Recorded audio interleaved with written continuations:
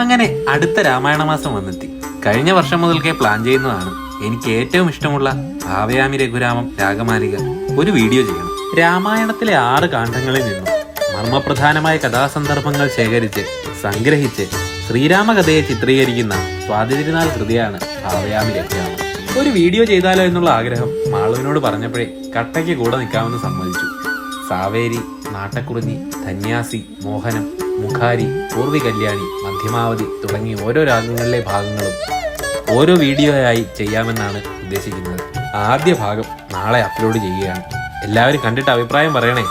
അങ്ങനെ വീഡിയോ എടുക്കാൻ പോയപ്പോൾ കുറച്ച് ചിത്രങ്ങളൊക്കെ എടുത്തു. അത് ഈ വീഡിയോടൊപ്പം കാണിക്കുന്നുണ്ടേ.